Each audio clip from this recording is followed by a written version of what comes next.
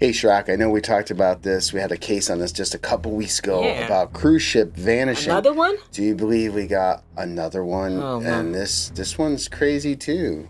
Oh, my goodness. I can't wait to hear about this one.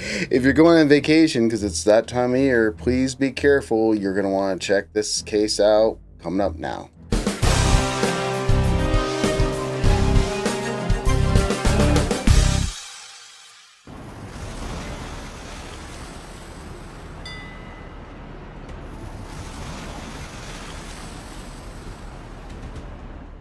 Welcome back, Agent Wells.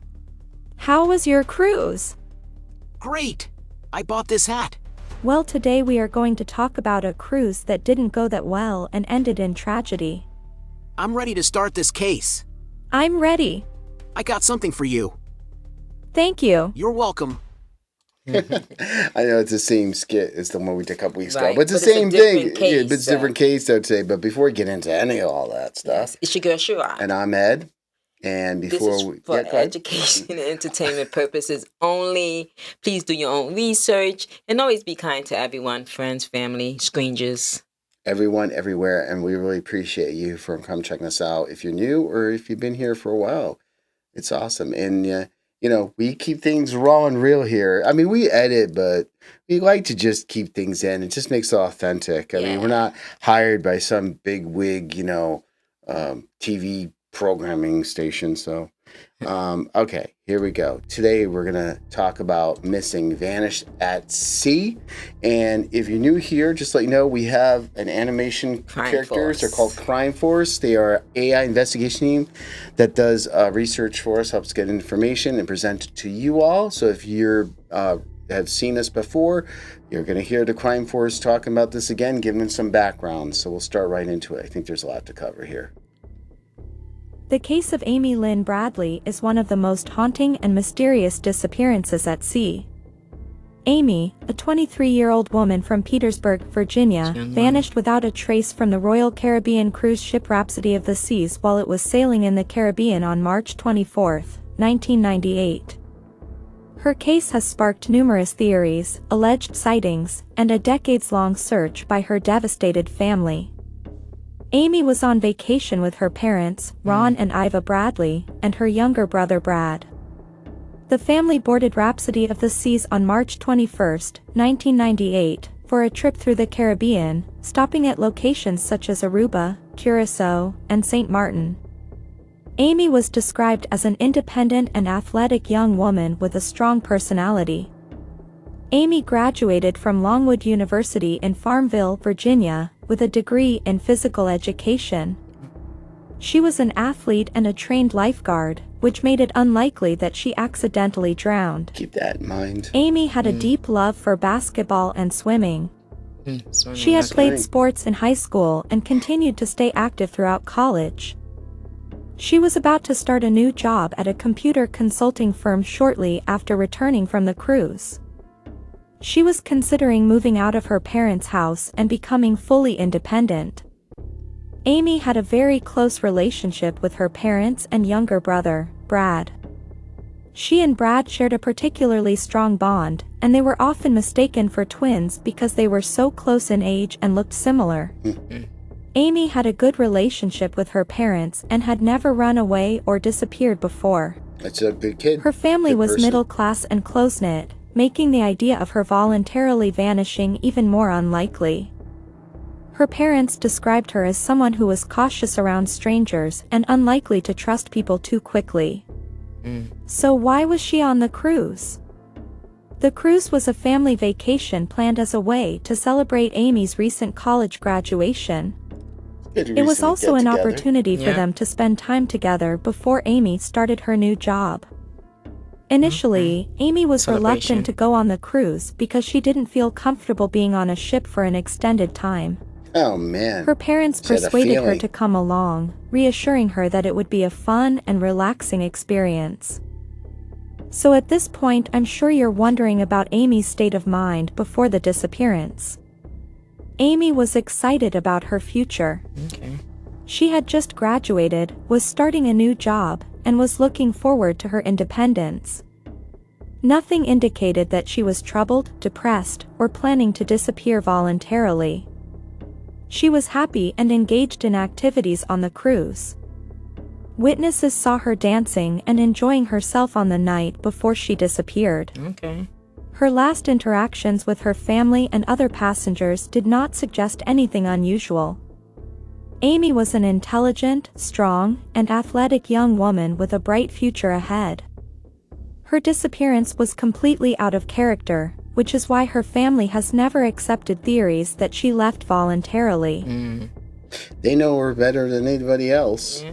So, I mean, I think, and I'll get your thoughts on this. So she seems like a typical, person, doesn't get into trouble, very close to family, very quiet. I mean, you could say maybe she wanted to get out of her shell a little bit on the cruise, but I think her brother and parents would pick up on that. So nothing suspicious. Yes, I definitely agree with that. She was normal. She was doing everything. They even saw her dancing, having a good time. Yeah. So let's talk about the night of her disappearance. On the night of March 23rd, 1998, the Bradleys attended a dinner and later went to the cruise ship's nightclub, Blue Orchid, where a live band called Blue Orchid was performing. Oh, go figure.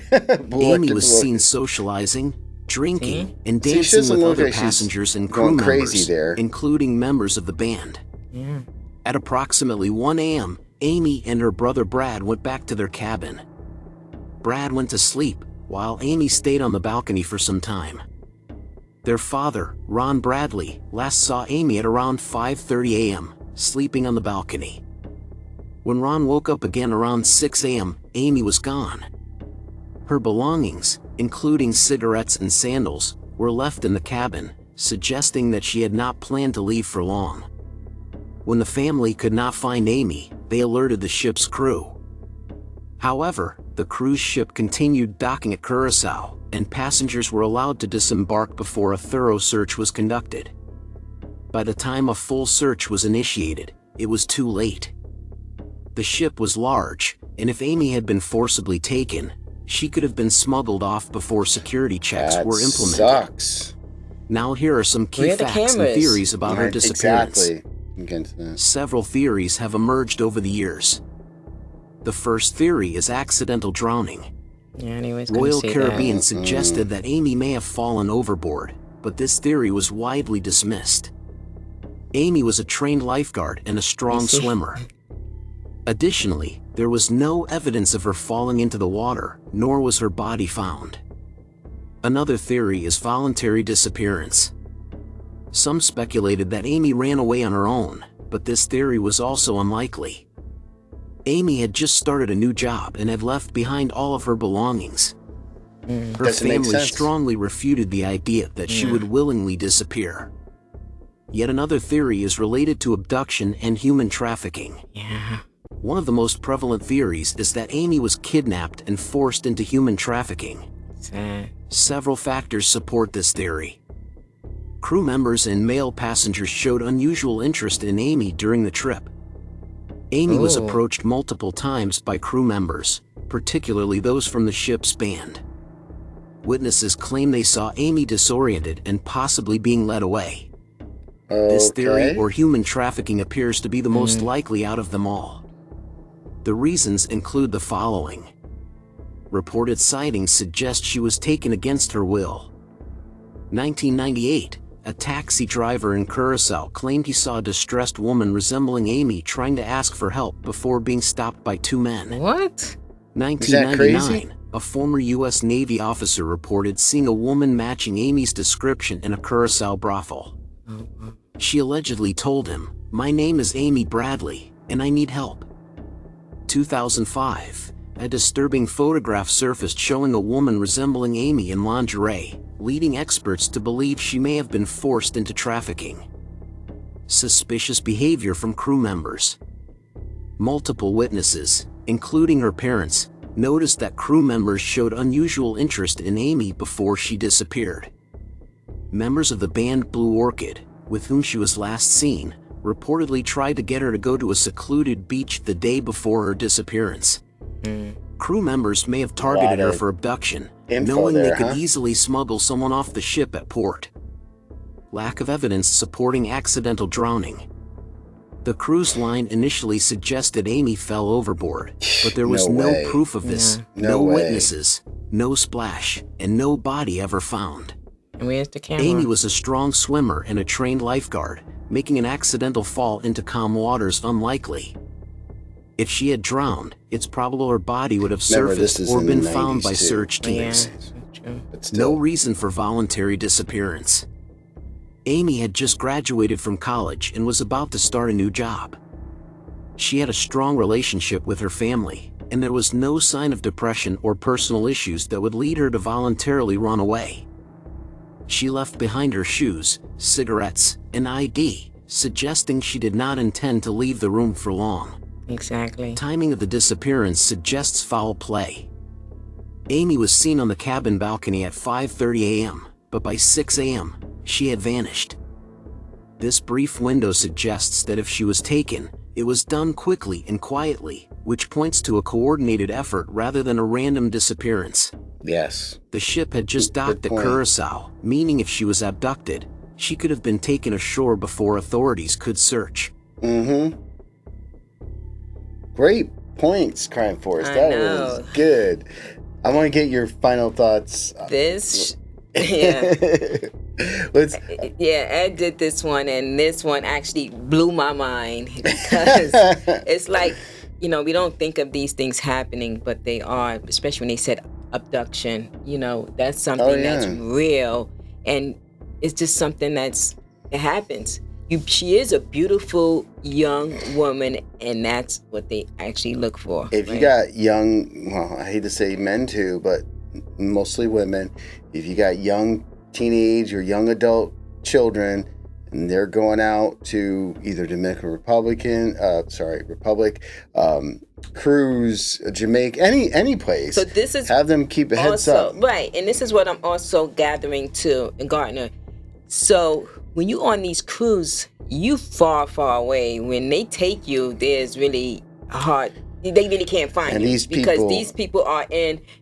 Like they said, they were in like near the Jamaica Caribbeans. They was in the Caribbeans, right? Mm-hmm. And when you're over there, it's just sad. And they got a system of doing it too, you know. So you gotta keep your eyes open. So I know you're interested in finding out cameras and other things. There's gonna be a little bit of overlap, but let's see what they come up with in terms of the reporting sightings and search efforts. yeah, I mean, this is they did touch base on it on this thing, but let's see if there's a little bit more film. Right. You got more to say? No, I just want, when we talk, I just don't want people to feel like, you know, I don't want you to be afraid to do anything in life. Also, you know, You just gotta be aware. Just be aware. And That's what we're partner up asking. Yeah. and just And have, you know, you can have fun, but just be aware. Just don't be so gullible, I guess. Now let's talk about the reported sightings and search efforts. Several reported sightings of Amy have surfaced over the years, leading to speculation that she may still be covered alive. This, but go through it again. 1998, Curacao sighting. A taxi driver in Curacao claimed that a young woman matching Amy's description frantically approached him and asked for a phone. Wow. That looks like her, huh? Before she could say more, two men stopped her and led her away.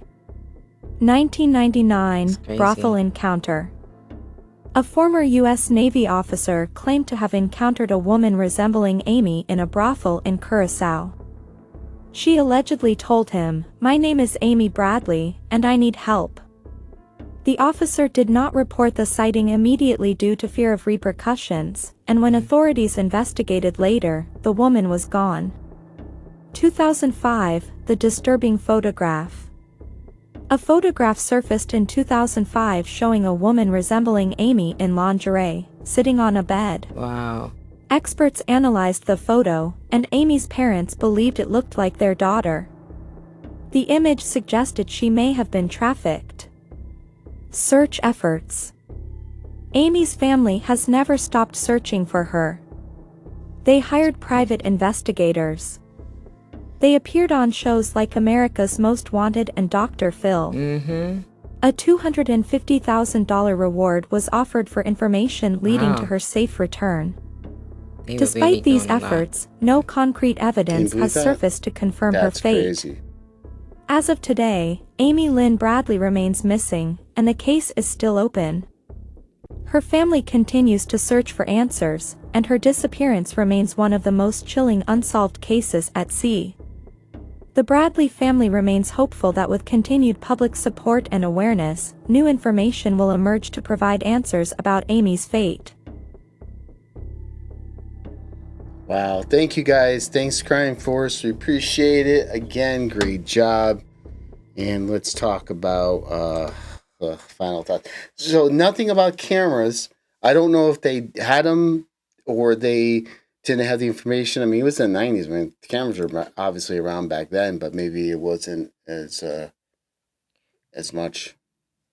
Right. And all these cruises, they also have some type of safety precaution, like what if this and that. So this one just blows my mind because this is something that, of course, when you go on vacation, you don't expect something like this, right? You're on your vacation with your family and something like this happens. It's just devastating. And they definitely went above and beyond. I mean, $250,000. I would definitely be like, okay, that looks like Amy right there. I know, right? So I'd be, and it's in money talks. So they have that. They had the investigation, but when they saw the picture in 2005, I just wondered, can they think like where that picture was actually developed from, and like do more research. 2005, there's a lot of more technology than back in 2005. So I just did a quick using AI tools, that, monitoring and security, CCTV, which isn't the greatest thing in the world, obviously was in the 80s and 90s and were common in large ships.